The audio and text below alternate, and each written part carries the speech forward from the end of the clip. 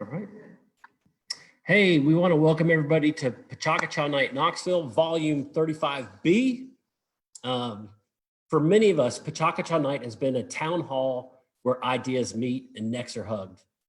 Business partnerships have come out of PechaKucha Night. Community initiatives have been born during PechaKucha Night, and enduring friendships have been established and maintained through all of our visits together at PechaKucha. PechaKucha Night was established by Astrid Klein and Mark Dytham of Klein Dytham Architecture in Tokyo, Japan. It's currently curated in 1,233 cities around the world. Wrap your head around that. That's incredible. And in case this is your first time, PechaKucha is the Japanese word for chit chat. It's storytelling through images. Each presenter shares 20 images with us, with 20 seconds per image to tell us their story. Tonight we have 7 presenters, which means that our program will be about 1 hour long. 6 of tonight's presenters are Knoxville community members who have been nimble and creative in facing the challenges created by the COVID-19 pandemic. Our 7th presenter, who will actually present first, is Mark Dytham. He is the co-founder of PechaKucha Night, and he resides in Tokyo, and he's joining us from 9 a.m. tomorrow. So we look forward to your presentation, Mark. We want to start with some thank yous like we always do. We are a grateful group. And so we're very thankful to Megan Lingerfelt, who created our poster, both for the last event, Volume 35A and Volume 35B. And you'll see the symbolism there of industry basically frozen. And how do we respond? What do we do next? So Megan, thank you so much for creating this poster. And we look forward to seeing more of your art in the future. We want to thank our venues. We're at a virtual venue right now. So Lock and Key, one of our local businesses up deep North Central, is letting us use one of their spaces. And so thank you to Lock and Key. We want to thank the Mill and Mine, which is where we would have been last week if we were living in normal times. We want to thank Square Room on Market Square, who is always so generous in allowing us to use their space. We want to thank Barley's in the Old City. We want to thank the Knoxville Museum of Art, which I can't wait till we all get to go back to museums and look at art. So the KMA, we are thinking of you, and we are excited to return to you one day. We want to thank the Bijou Theater, our wonderful theater on Gay Street. We want to thank the Relics Variety Theater, which holds so many wonderful events in Happy Holler. And then finally, we want to thank the place where this first event happened back in 2011 for us, which was the West Jackson Workshops on West Jackson Avenue. So thank you all. Finally, I want to thank our curators. We thanked them last week. I want to do it again because we've done this in a short period of time. So Diana, Michael, Matt, Lauren, Carolyn, Geneva, Mary, thank you all very much for the work that you put into this. And finally, it's time to start with our presenters. Let's dive into what really matters here. This event is always only as good as our storytellers are. And so we're grateful for these 7 storytellers tonight. The first one is Mark Dytham. He is with the PKN Mothership in Tokyo, Japan. Mark, why don't you let us know when you're ready to start? Hi, everybody. Welcome to, well, hello from the future. Yeah, I'm a day ahead of you. So why don't we kick off and let me go through my 20 slides for you. Okay, so hello from Tokyo. It's great to be with you. As you may have heard, PechaKucha started off as a one-off event in Tokyo, and it's spread over 17 years to an amazing 1,233 cities. And one of those is Knoxville. And we're so happy that you're with our community. And it's great that you're so passionate about PechaKucha and you've run these amazing events. Thank you so much. Just a week ago, I joined to say hello. We've been running these events around the world. This is the 17th event. So last week we were in our 14th, 15th event, and I was chatting to you in Knoxville while I was also getting ready to prepare in Benton Harbor and St. Joseph. So it's quite a hot seat I'm in at the moment. Well, I'm actually in my bedroom at the moment anyway. So a little bit of background. I'm an architect, and along with Astrid Klein and Yukinari Hisayama, we've been running an architectural practice in Tokyo for over 20 years. And this is one of our projects. It's Ginza Place. It's in the main crossroads of Tokyo, and it's the global headquarters for Nissan. We also run an art space called Super Deluxe. And when this started, we didn't have enough events, and this is 17 years ago. We were looking for some events. Well, in our office, we started a show and tell format at the dawn of digital photography in our plasma screen in the office. And that way we could show our staff where we've been to a construction site or, to a factory visit. And these Monday morning meetings were really interesting. So we thought, why don't we open it up and get other architects to show and share what they're up to? Because it's quite interesting, Now we've got digital photography and not slides. And so we held this event in Super Deluxe. But you know what architects are like? They talk too much, especially about that handrail detail or something really boring. So we limited it to 20 images shown for 20 seconds each.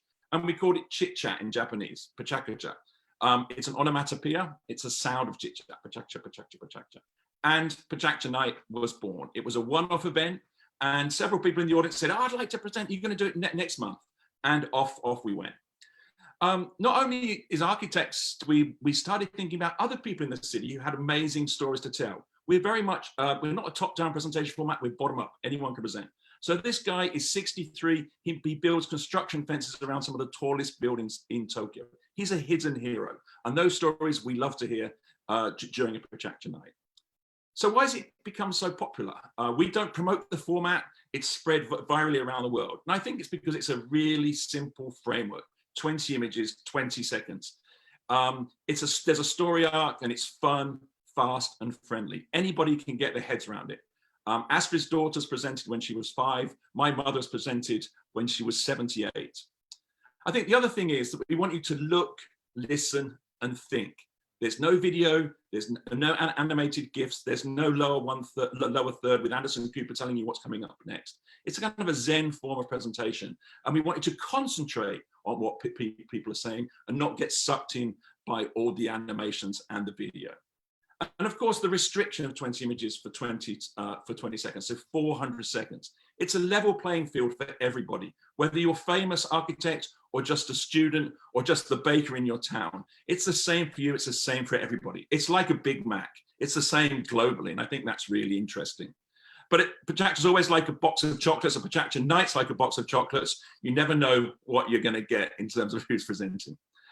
But it's also a format, but it's also a fantastic community which you're a part of.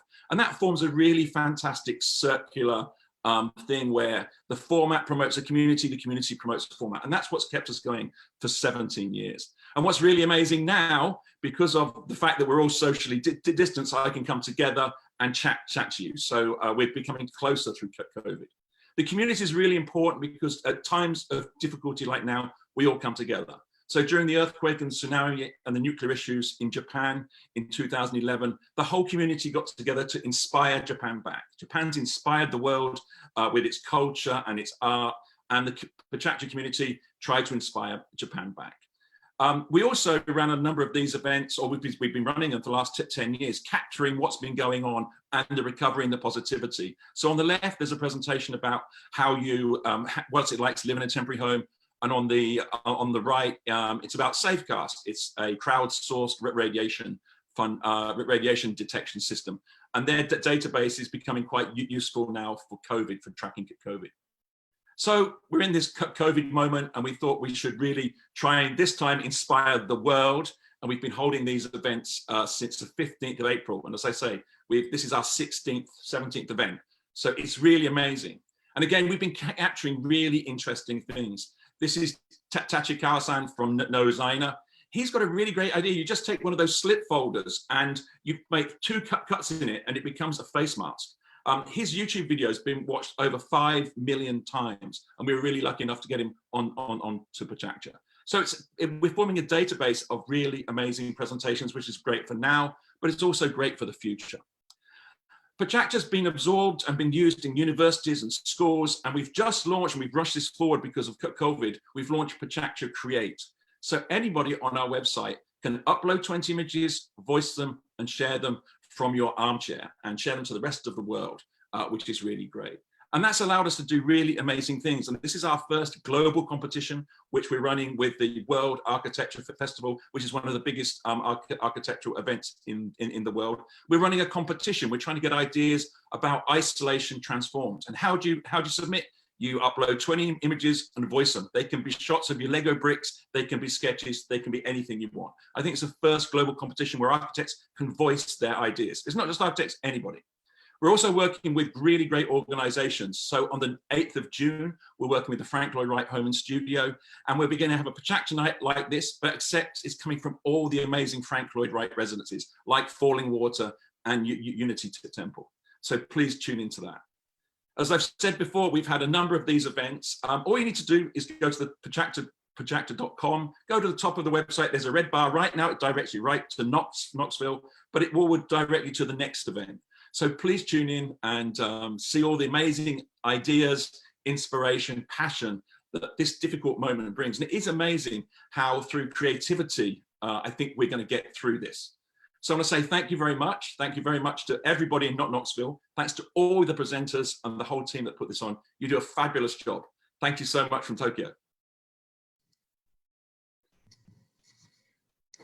Hey, Mark, thank you very much. I want to give a thank you from Knoxville that you all, what you have done, you and Astrid, is you have given us an ability to have a dialogue as a city. And so we're so grateful that we can share these creative ideas and do that in these ways. So thank you very much. Yeah, and what just the last little bit, what is amazing is that before we were pushing these out on the website, and that was fine, and we send you a letter just before your next event and tell you what's going on. But this really has changed the playing field. And it is, as I said, it is amazing. Through difficulty comes this type of innovation. And the fact that if you go to the top of the PechaKucha website, hit the red bar, you go to Knoxville. We're pushing this out on Facebook, or you're pushing it out on Facebook. We've promoted that. So it really is Knoxville to the world tonight. So congratulations. I'm really looking forward to the rest of the presentations. All right, Mark, thank you very much. And we do want to remind the rest of our PechaKucha crowd out there that if you go to that website, you can watch past presentations from Knoxville. You can learn about artists, architects, doulas, brewmasters, and learn about all those things. So, beekeepers, everybody. Yes. All right, so let's get ready for our next presenter. Landon Linton is our next presenter. Landon is with BrewerRelief. So Landon, let us know when you are ready to go and we'll get started. All right, on your cue. PechaKucha. My name's Landon Linton. I moved to Knoxville about 5 years ago from Memphis, and I produce events. Did produce events until about 2 months ago, uncertain times.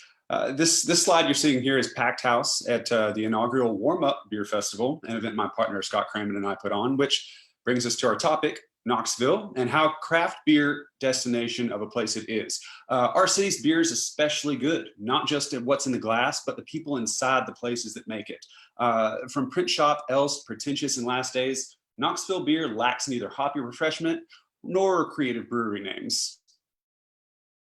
That being said, though, back to the beer festival. This year we plan to be twice as large. We wanted to have live art experiences, have more fun local talent than anyone had really seen in the space. So it was scheduled for April 11th, but it just wasn't meant to be. It's a passion project for us. So while many markets have seen declines in recent times, our personal business has been affected about 85%. So that being said, I returned home from a canceled Charlotte event in March, tail between my legs. I thought, what's next? Spring was really busy for us usually. So now with not much to do, I wanted to get to the beer fest, but couldn't. So I figured it's best to look around and support the people who supported me. What came from that? BrewerRelief. The idea of BrewerRelief started as a simple t-shirt fundraiser, and the momentum drove it to combine forces with Knox Brew Tours, Spark of Thought from Grayson Subaru, and then we brought in our local nonprofit, Kaba, which is a brewer-focused one. Now, there it was all together. It was a boots-on-the-ground effort to create a support fund for the local beer halls while their doors had to be shut. That being said, we looked at the resources we had when we were able to Zoom meeting and get together, and we decided that executing a bottle auction would be fun, which you should see coming up right there. There we go. Bottle auction would be fun, economical, and prosperous for the overall goal. Only problem, our plan was only to do it 10 days after the initial idea came to us. We had to gather donations. We had to set up a virtual silent auction, a live stream finale production, and a couple more things too. Just obviously, it's not maybe, no, easy, right? No. We expected 500, $1,000 maybe. It was a grassroots effort. So I admit that I try to usually temper my expectations, but I don't want to be too unhappy with those results. Nonetheless, the team made a call for bottle donations. We researched online providers, and we made a call to Lock and Key Productions to throw a live stream together.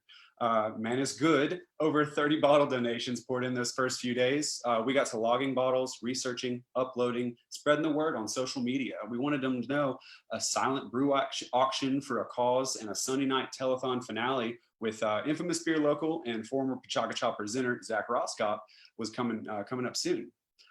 We didn't know what to anticipate on the eve of the auction, but trusted the hours and the effort we put in were worthwhile. We kicked off at 1 p.m. on April 4th, and we started watching the bids roll in. Over the next 30 hours, bids and t-shirt sales began to add up. We had about $1,300, which wasn't bad, but what was the live stream going to be like, we wondered. 7 p.m. April 5th. Zach, you can see there, sits in front of the camera, ready to entertain, teach our viewers something about rare beer, hopefully raise some cash for these breweries. There were plenty of great bottles to review, but I know what you're looking at. That Charmin you see right there in the middle of the screen, it's the Maserati of toilet paper, and it sold for a cool $11. Anyway, the live stream rolled on swimmingly. We threw in a surprise here and there. Scott had some bottle stats for each of the bottles. All the while, Zach kept the energy pretty high. We had about 3 minutes left before the auction closed, and we hit a mark, $2,000. That last 2 hours, we raised more than $800, excuse me.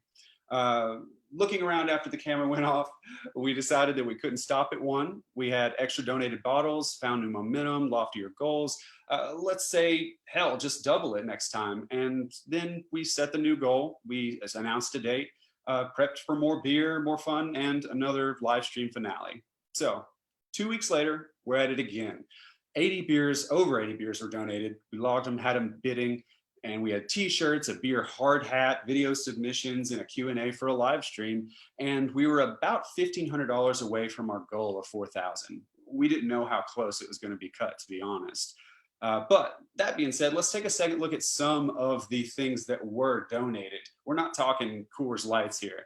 On the left, that's a Sam Adams Utopias. It's a god amongst beers. It went for $370. On the right, that one's a CEO signed 3-liter bottle of Sierra Nevada Celebration. It rolled in 2 minutes before the live stream, went for $170. So thank you, donors. It took every minute we had that night, but we did it. We eclipsed $4,000 at 9:02 p.m. This picture is of Scott and Zach keeping a promise to drown a 30-year-old brown ale, and you're not supposed to drink a beer that's like that old. Bad idea. But there are other special moments. During the event, a viewer donated a bottle during the stream, and in 20 minutes ended up going for $70. When the dust settled, we had over $6,300 between the two events. We were happy, but we knew we needed at least 10K to have the desired impact we wanted for Cava. We had to use those funds creatively. We had to leverage and try to stretch those dollars as much as possible. So in the end, we decided to make free beer. And it's not exactly what you're thinking. We actually took the funds and applied those to ingredients, canning, labeling for a collaborative batch of beer that may have otherwise gone wasted. By providing those 4-packs at virtually zero cost to the local breweries, they can make 100% margins and continue to do what they wanted, which was to sell beer.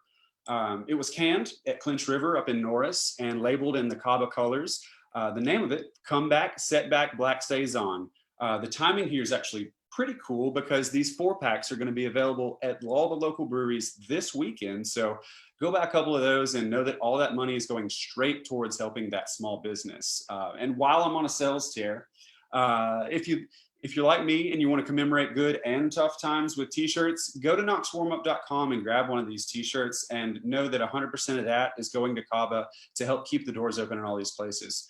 Let's put a bow on it. I've told you what I do. I've told you what the BrewerRelief team does and then how you can help.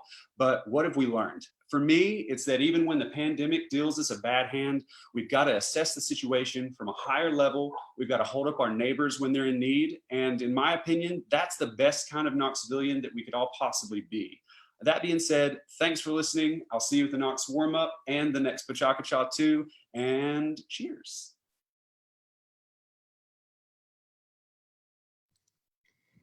Landon, thank you very much for sharing that with us. Excited about what you've done with our brewers here. Our breweries are, for many of us, they're our town hall places of dialogue. A lot of the folks who brew there, they're our priests and friends and colleagues and people that we take encouragement from. So thank you so much for supporting them. So our next presenter is Charlotte Tolley with Nourish Knoxville. I'm sure everybody watching this live stream is aware of the wonderful work, the important work that Nourish Knoxville does in our city. So Charlotte, let us know when you're ready to start. All right, I'll talk about that work real fast at you for a minute. Go right ahead. All right, we start in the precedented times. This is our staff at our annual fundraising dinner, our winter warmer, on February 28th. We touched each other, we saw each other's faces, we brought people together over local food like we do. We had a lot of plans, most of them bringing more people together at farmers markets and events. But over the next 8 weeks, each of these people changed pretty much everything they do and how they do it to adapt to the unprecedented times. On March 7th, we held our winter farmers market at Central United Methodist Church as usual. People hugged each other, food trucks served breakfast, and we had a whole room for children to come participate in activities together and sample produce for our Nourish Kids Club, where kids receive $5 in produce bucks to spend on fresh produce at farmers markets. But we'd been hearing the rumors and seeing the effects on farmers markets in the first hit areas across the country. We knew changing course might be in order, and we're watching best practices from other markets already dealing with this. Farmers markets were being stripped down to their essence, farmers bringing local food to their communities. Some were shut down completely, but others were working with their local officials to redesign and meet needs while bigger supply chains were straining. Farmers markets became essential businesses, not special events. All of the food, none of the fun. No more sampling, no craft vendors, no kids activities, no gathering, 6-foot marks on the ground, vendors 10 feet apart, and so many gloves and so much hand sanitizer. On March 12th, all the Methodist churches in Knoxville closed, but the folks at Central United offered the use of their parking lot where we could spread vendors out and create space. On March 17th, the city canceled all events on city property through mid-May, which is 2 weeks into the Markets for Farmers Market season, but we will deal with that later. We took the best practices and ran them by the city of Knoxville and held the first of our COVID-era markets on March 21st. For kids, we made take-home activities and still gave out produce bucks. Our planned field trip for Bridge Refugee Services clients was canceled, so we got their food boxes from Second Harvest, bought produce from the market, and delivered directly to their homes, which started some wheels turning on how to still work with our partners while keeping food from going to waste. As restaurants closed, some farmers immediately lost a huge portion of their sales, and we started applying for funding for a perishables program. At the same time, there was a huge interest in buying direct from farmers and avoiding grocery stores. Lucky for us, we had just completed updates to our annual local food guide and immediately turned to that database, creating new tools and attempted to keep up with the quickly changing ways farmers were pivoting their businesses to create online stores, add shares to their CSA, work with other farms to aggregate product to deliver to homes or drop locations. People were looking to connect with farms more than ever. CSAs became a thing again. While we had produced a CSA guide for the last few years, we had decided not to this year because this seemed to just not be that much interest anymore. But suddenly, again, people wanted food that was safe for them, delivered to their house. And we tracked all the ones down we could find and published a CSA guide online, which became pretty much immediately obsolete as they sold out. And we just honestly stalked the hell out of farms and businesses that we follow on social media and shared new things as the businesses came up with them. A hydroponic farm with a robust online store added other farm and food products for home delivery. A farm that had focused on specialty crops for restaurants threw up a mini weekly CSA and tried to push out information as we found it, figure out where there are gaps, and still try to figure out what we're going to do for farmers markets. We opened new harvests as scheduled on April 23rd. This photo is from last year. We were opened in a shutdown in a closed county park with the guidelines we'd started at the winter farmers market, including spacing and one shopper per household. We're there every Thursday, 3 to 6, and we're super grateful for Knox County Parks and Rec for all their help in getting us up and running. And we're lucky to have a location that could easily adapt to those changes. But what about Market Square? There was no way by mid-May that we were going to be able to open as usual. There's no way we could get a handle on the amount of people in that space at once. We see 5,000 to 8,000 people on a Saturday. We have over 100 vendors alone, and that's too many people that you're supposed to have in one place. We knew we needed to plan long-term in case we couldn't go back to the square at all this year. Plan for the worst, hope for the best. Do we go drive-through? That means you have to have a car to shop. Do we go online with thousands of products and hundreds of vendors and no place to store things? It just doesn't seem possible. And SNAP customers, they can't use their benefits online, so they just couldn't get to shop. But like these people are having like such a nice time, and that's just not allowed anymore. So we decided a physical market is the only way to go. We wanted to make sure people had a place to spend their SNAP dollars, double their SNAP dollars, and that farmers can still get that income. We were looking for somewhere close to downtown, ability for a controlled entrance, and parking. We scanned Google Maps from our separate houses over Google Hangout and settled on Mary Costa Plaza as our first choice. Masked up and wandering around the mostly empty plaza on a lovely day felt a lot like we were looking for our post-apocalypse settlement. It's the exact feel we were working for. Staff at the City of Knoxville helped us through this whole process, and we did get the go-ahead on April 23rd to open a market at Mary Costa Plaza on May 2nd. And we did. We're now operating every Wednesday from 10 to 1 and Saturdays from 9 to 1, with the first hour reserved for at-risk shoppers. We've adjusted some things as we've gotten our feet under us and restrictions loosened a bit, but we're keeping that at-risk hour when everyone has to wear a mask. Now's when the effects for many of our farmers market vendors are really starting to kick in, as May was their big launch date. Thanks to grants from the East Tennessee and Trinity Foundations and Bank of America, we launched a perishable program where we purchase produce and eggs for partner organizations from our markets. Winter and Kelly pick up produce we purchase at New Harvest for clients at Interfaith Health Clinic. And we have a farmer who lost restaurant sales deliver eggs every Friday. On Wednesday, we've partnered with all the wonderful folks at Beardsley Farm to fill bags of produce from our Wednesday market vendors, along with eggs, locally made masks, and soap. And we deliver those to Centro Hispano, Love Towers, and Bridge Refugee Services. We'll keep doing that until the money runs out or everything's back to normal. We don't know what happens next for really anything at this point. But I wouldn't be doing my job if I didn't tell you that we would be super grateful for your support and your donations. But at the same time, I just want to say thank you. I want to say thank you to our sponsors, Grayson Subaru and Downtown Business Alliance, for sticking with us when everything we promised you had changed. To our vendors for making farmers markets a thing at all, and our customers for supporting them. To Dogwood Arts and Union Avenue Books and Graphic Creations for saving our butts today when twice as many kids signed up for our kids program as we thought would.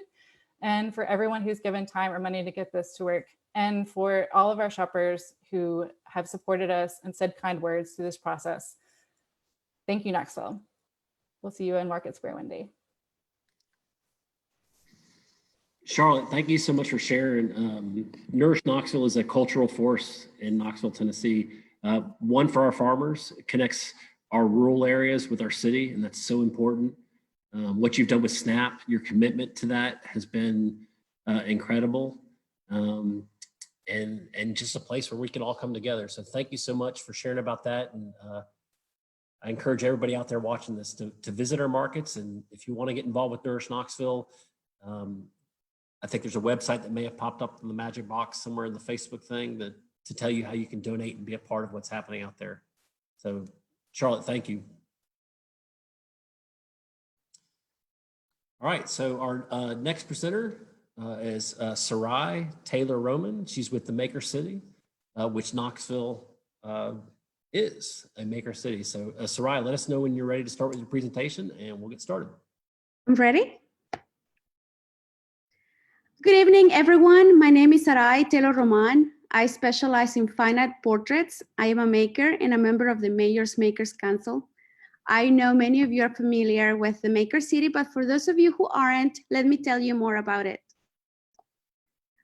5 years ago, Knoxville was named our nation's first Maker City by Etsy, and Mayor Marilyn Rojero established the Mayor's Makers Council, and it is this council that runs the Maker City. Its intention is to help creatives like me and you make a living doing what we love doing the most. Now, if we really talk about it, this was just a formality. because Knoxville has had a long and deep history of making. As you know, we have been a center of manufacturing for a long time. And did you know that at one time Knoxville was called the underwear capital of the world and that we had 13 textile mills here? I thought that was an interesting piece of trivia and I wanted to share it with you. More recently, however, our makers have accumulated far-reaching praise. Among them, we have Matthew Cummings of Pretentious Glass and Beer, whose eccentric glass creations double as art and fun drink containers. Or take, for example, Preston Faribault, whose retail sculptural work you're gonna see next. And it's absolutely stunning, as you can see here. By this time, maybe after seeing the broad range of products made by some of the makers of the council, you may be wondering who qualifies as a maker for the Maker City. So let me tell you more about it. Our definition of makers is intentionally broad. We include people who make tangible items with their hands like Preston and Matthew, as well as poets, musicians, and photographers like myself. We believe in a city that thrives on diversity, and we know that growth happens when makers connect with other makers, when makers connect with businesses, and when makers connect with consumers. And the Maker City was created to fill in the gaps where these connections can happen. I joined the council last September and have been a part of it through the events committee since then. We plan monthly events, which were to be held at many of your businesses this year. But when 2020 threw us a curveball, we had to pivot. In my case, I had to close the doors to my dream studio, the one I had opened a month before. And this led me to reevaluate my why. And so I want to share with you one of the client reviews that I had that helped me pointed back me in track. And she said, after going through a divorce, menopause, and bankruptcy, I felt wiped out, haggard. The day of the photo shoot with Saray was a fairy tale day of pampering. And the images, when I saw what Saray pulled out of me, I wept. I was still there. If pictures can heal, yours did. And so that's when I knew I had to continue doing what I do. Because even if I'm documenting a graduation or motherhood or a family bond or moving on after a life-altering event, I create images that show how beautiful or cathartic resilience, loss, success, or pain can be. And so I asked my daughter to help me. And so she came up with the stories. The first one was about a girl who was allergic to every color but pink. And so that's how my color series were born. And on the days I had creative urges, I put together the outfits and headpieces. And on the day she didn't want to do much homework, we played studio in our living room. And so 3 weeks ago, the city announced its reopening strategy. Like a good creative, I welcome the challenge. And basically on a regular, our clients can roll out of bed, show up, and walk out of the studio as if they had been in the cover of a magazine.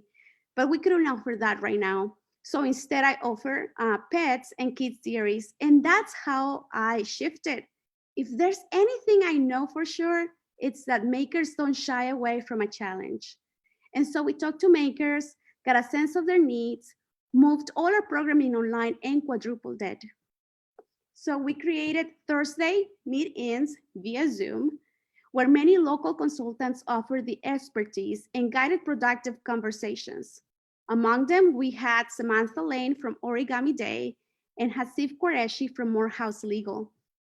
And these meet-ins have also facilitated conversations between makers and small businesses here in Knoxville. Currently, we are working on a platform for a website that will help makers offer customized solutions to local businesses as we strive to reopen our economy. And all of these meetings have been facilitated by members of our council.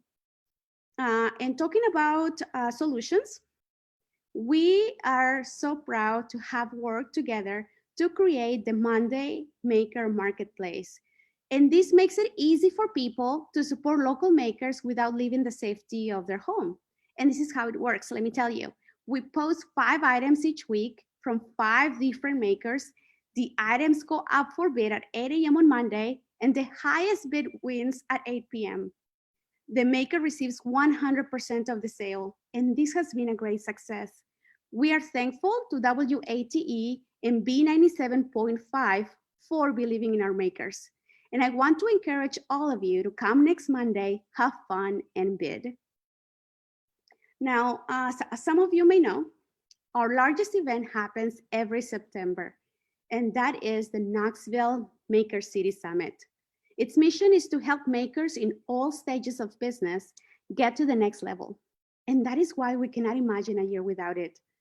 So we are excited this year to take it online, and we would love for you to be a part of it. So ask us more about this event. One thing that is not changing is our attention to the online directory.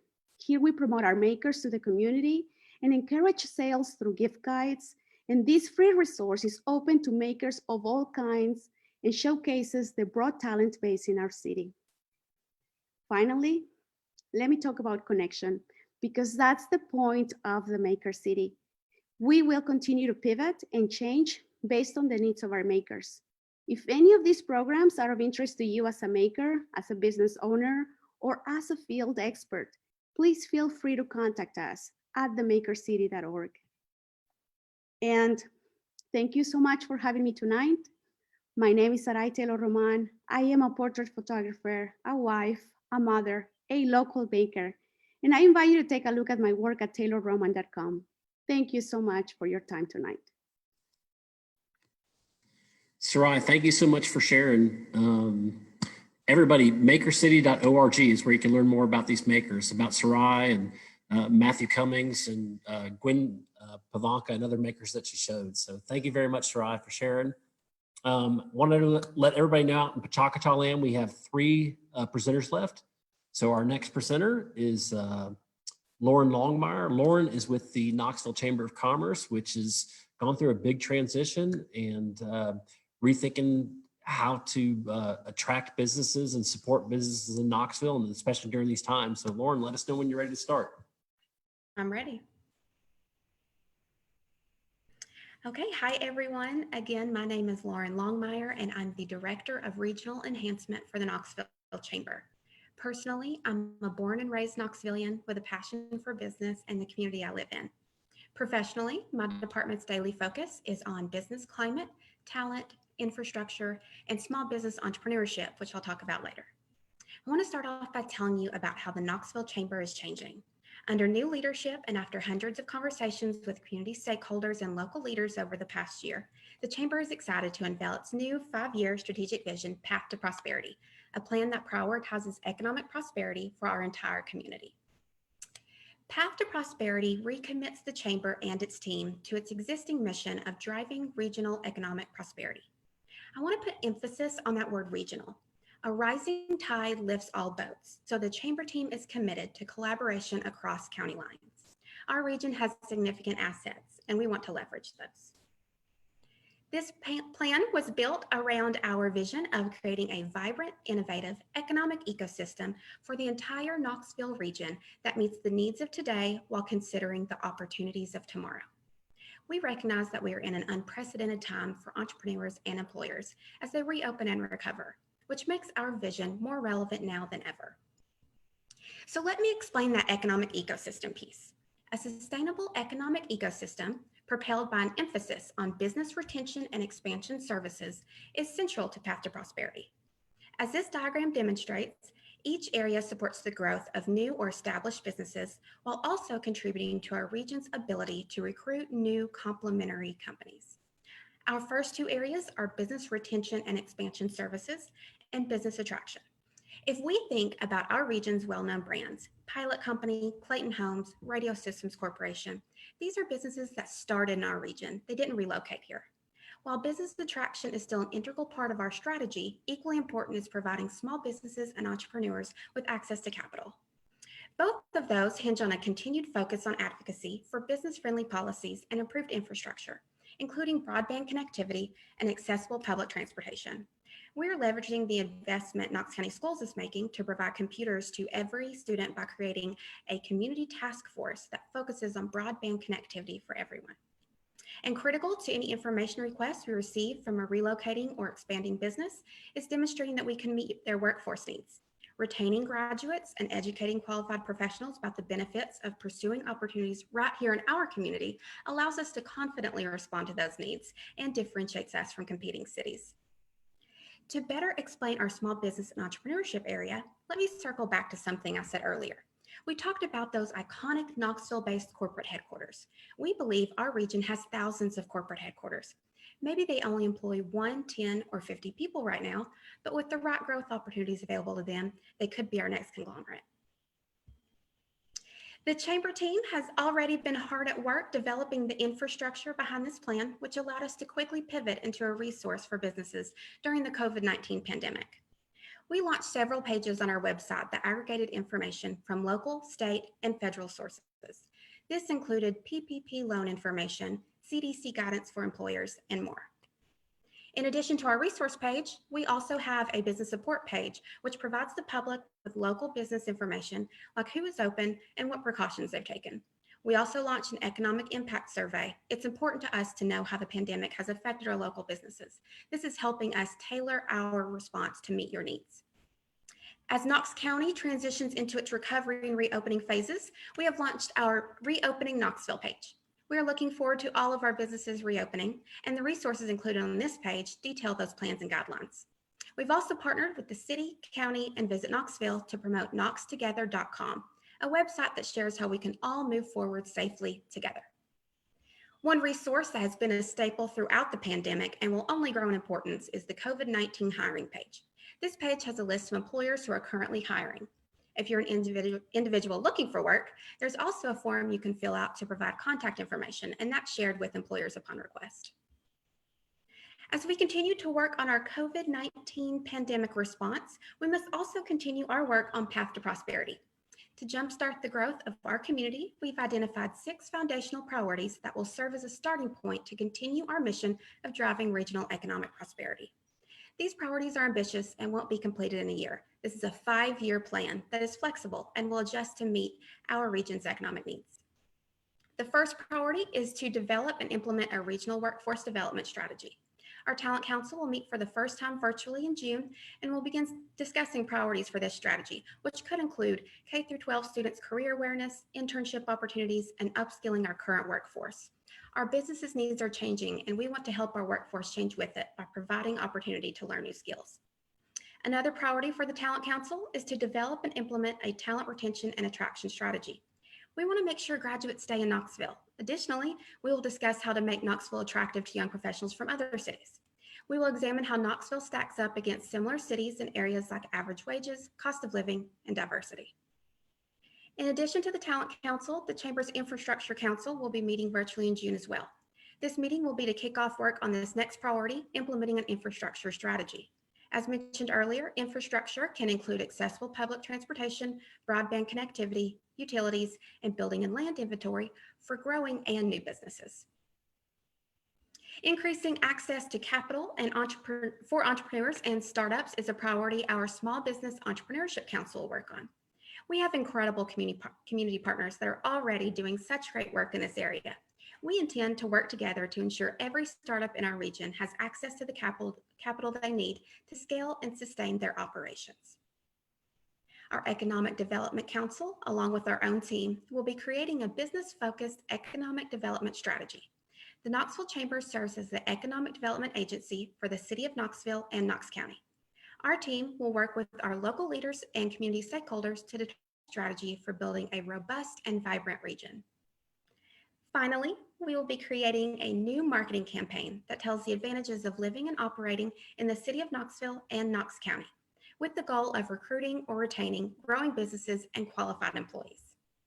Not only do we want to tell Knoxville's story, we want to tell your story, the people who work and live here. Thank you for letting me be a part of your evening. If there's anything the Knoxville Chamber can do to support you and your business, please let us know. Thank you. Lauren, thank you very much for sharing what the Chamber is up to now. So we appreciate it, especially during these times, and thinking about how we reinvent business. So we appreciate that. Our next presenter is Shannon, Herron. Shannon, we lost so much by not having the events that you all produce and sponsor. in March, April, and May in Knoxville, Tennessee. Dogwood Arts Festival, Dogwood, everything that Dogwood Arts does. So I'm just grateful that you're on here, and I look forward to hearing what you have to say, and let us know when you're ready to start. Great, I'm ready whenever you are. Well, hello everyone. My name's Shannon Herron. Like he said, I am the media coordinator for Dogwood Arts. If I'm doing my job, you already know about Dogwood Arts, but just in case I'm not, we're a 501c3 nonprofit organization here in town. We promote and celebrate our region's art, culture, and natural beauty. Dogwood Arts it began in 1955 as a community beautification project. Basically, a reporter came to town, made a comment about how Knoxville was one of the ugliest cities in America. It made some of the members of the local gardening community very upset, so they got together and started the first Dogwood Trail here in 1955. By 1961, the trails were so popular and so many people were coming into town to enjoy them in the springtime that the Dogwood Arts Festival was born. It gave them something to do while they're in town enjoying spring. Fast forward 65 years and Dogwood has grown to include 18 annual events and programs, everything from art and music festivals to garden tours and everything in between. Our events, they span the entire calendar year, but springtime is really our premier season. So like he said, April is when we come to life, when the dogwoods bloom. And we get to welcome not only our neighbors, but people from all around the country to Knoxville to just share with them the beauty of springtime here in our region. Of course, cue COVID-19, and our season looked drastically different this year. We've really had to embrace the mantra, bloom where you're planted. Our large events had to be canceled. There's no avoiding that. But we've done our best to dream big. Like Harper here says, we pivoted and reimagined some of our staple events and really worked to build an infrastructure that's going to carry us through until we can all be together again. So from the very beginning of this pandemic, I think we all kind of experienced the power of the arts, just to lift people up, to bring them together, even when we can't physically be together. We were so inspired by the words of encouragement, the messages of hope, all of the nice reminders just to wash your hands that were left on driveways and sidewalks all across the country. So we wanted to take our normal Chalk Walk in Market Square event and make a new event. It's Chalk Your Walk, or in this case, Chalk Your Entire Cul-de-sac. It was an online competition that encouraged the community to just show us what inspired them. We had over 200 entries, and they were everything from frontline workers to pets to mom and dad to healthcare heroes, even the Tiger King, like you see there. The album on Facebook quickly became one of our most engaged with and shared posts ever on social media. So, in Market Square, we're confined to a space, we're confined to a certain number of artists, but taking it online, taking it virtual, really allowed us to open it up and expand it and include the entire community. So like so many other nonprofits we heard from tonight, our knee-jerk reaction to COVID-19 was just to focus on fulfilling that support portion of our mission. Many artists and makers, rely on festivals like the Dogwood Arts Festival for a large portion of their annual income. We had 109 artists scheduled to show at the Dogwood Arts Festival this year. And so instead of canceling it, we also took it virtually. We launched the virtual Dogwood Arts Festival. It was a platform that showcased all 109 artists. It drove traffic to their personal websites and encouraged the public to continue to support and to shop from those websites if they were in a position to. So if you're anything like me, quarantine meant spending a lot of time staring at the same four walls. And so the virtual festival really turned into a great resource for people to just refresh their space and also support local artists without ever having to leave the safety of their own homes. At the end of the month, we had over 2,000 unique visitors to the site from all 50 states. So it really expanded the breadth of that event as well. So not running around like crazy like we normally are during April, it allowed us to kind of spend more time creating quality, engaging social media content. So this is a picture from our hashtag Show Us Your Blooms campaign. We worked with Pop Fizz Productions to create virtual garden tours and virtual tours of our trails for those people who couldn't travel in to enjoy them this year.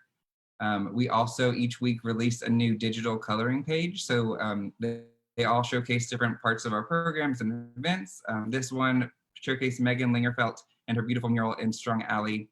Megan also designed the poster for tonight. But You know, the Art in Public Places mural program also got a lot of attention this spring when the Dolly Parton mural in Strong Alley was unfortunately vandalized. But thanks to Megan, you know, Dolly got the facelift that she deserved, and she's back looking better than ever. And talk about, you know, increasing your social media engagement. Dolly Parton will definitely do the trick. So that was exciting to see. And we have another round of murals on the way this spring, so we're excited for you to see that in Strong Alley as well. Our next big venture that was kind of kickstarted by COVID, you know, early on, we realized that with schools no longer in session, a lot of kids in our community would no longer have access to art and educational supplies like they would at school.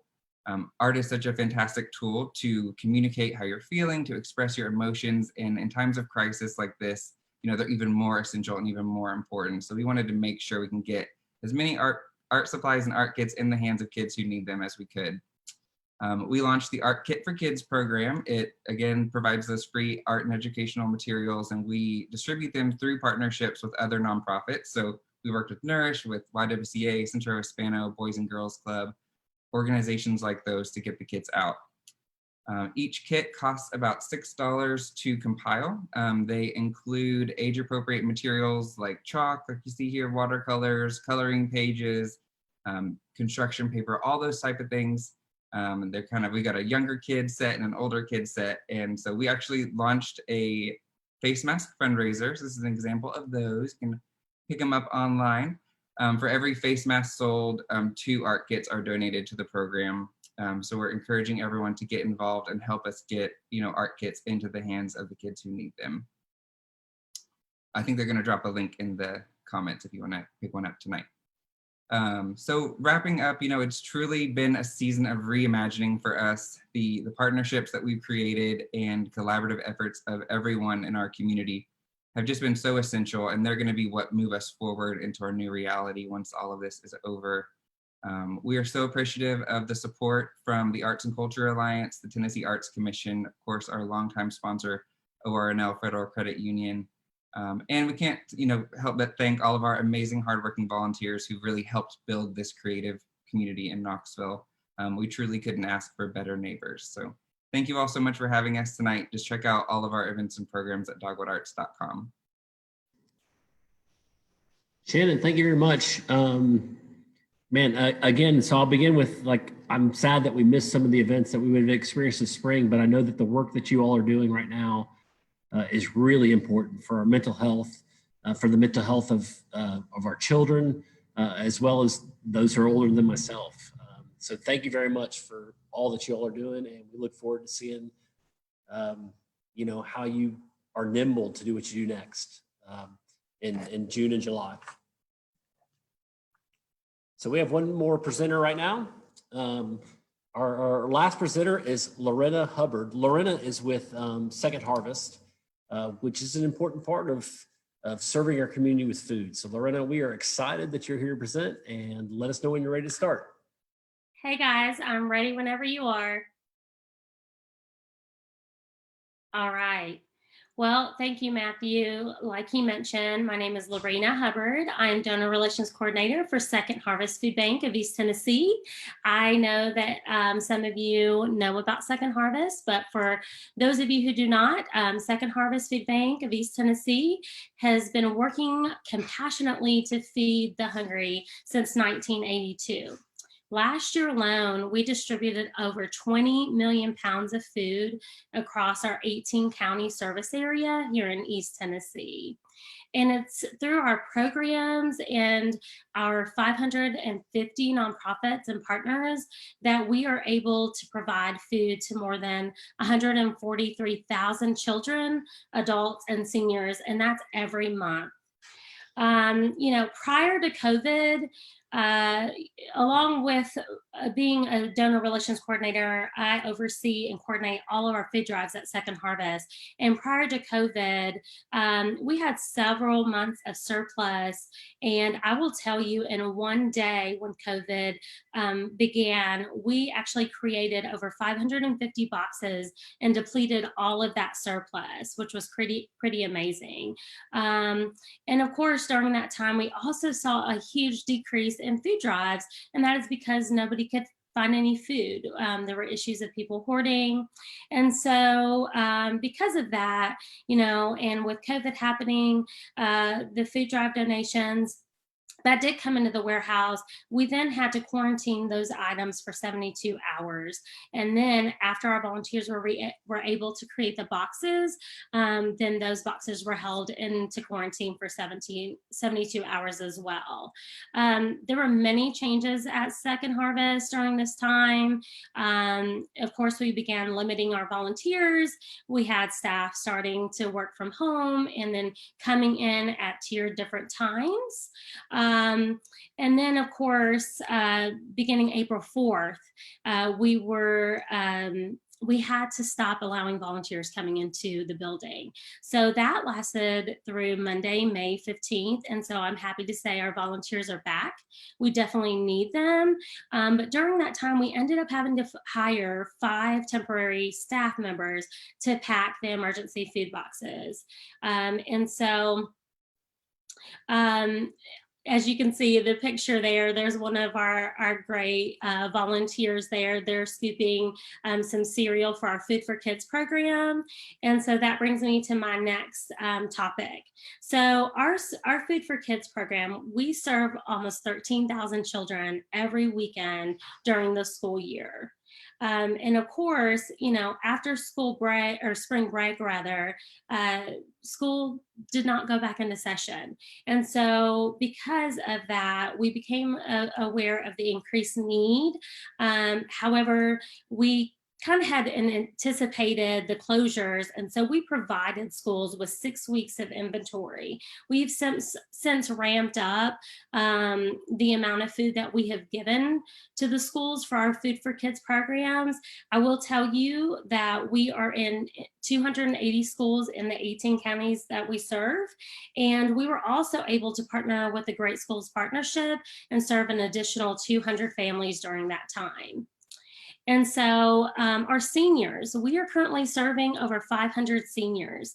And of course, because of their age, we had to begin to adapt how we were going to serve them. And so of course, we not only provided our drivers and delivery workers their protective gear, but we did what was called a knock and drop. And that is where we just knocked on the door, left the boxes for them. And instead of coming once a week, we gave them 2 weeks worth of food. So that was just really important that these seniors had what they needed during the time that they were being shut in. And then, of course, everything was affected, even including our pantries. And so therefore, we started having to ramp up and host fresh pantries along with mobile food pantries. I will say in 1 week alone during this time, we hosted 3 mobile pantries and we handed out items that would last families for 2 weeks. So that's valued around $250 to $300, which is a lot of food for these families. And then, of course, because we saw the increase of the need, we partnered with many different businesses, Reinhardt Foods. Of course, they helped us to host a food distribution for restaurant workers. And we also helped to support the over 200 airport employees that were furloughed. So we were feeding them on a weekly basis. Second Harvest has served nearly 8,000 more people this March than we did last year. That's a lot of people.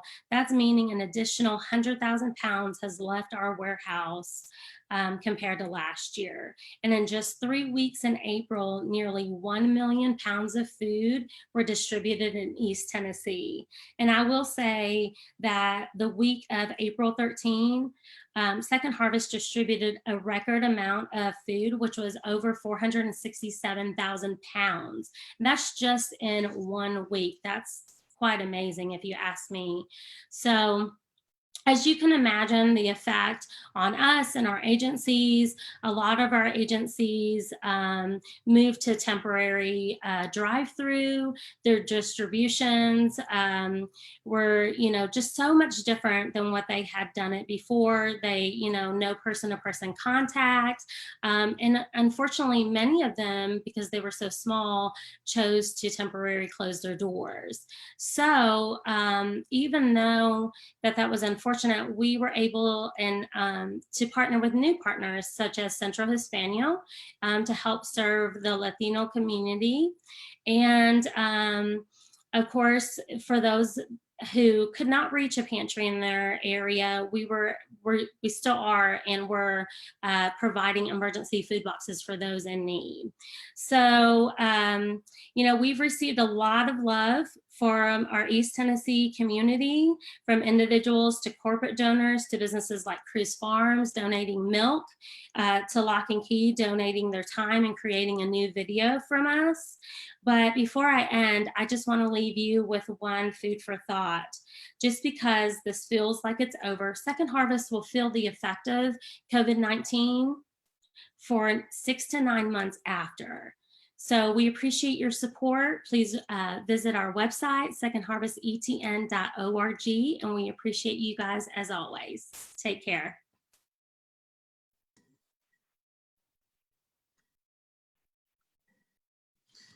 All right. Hey, everybody. This is who's left here right here. Mark, how are you doing? I'm good, man. What an amazing set of presentations.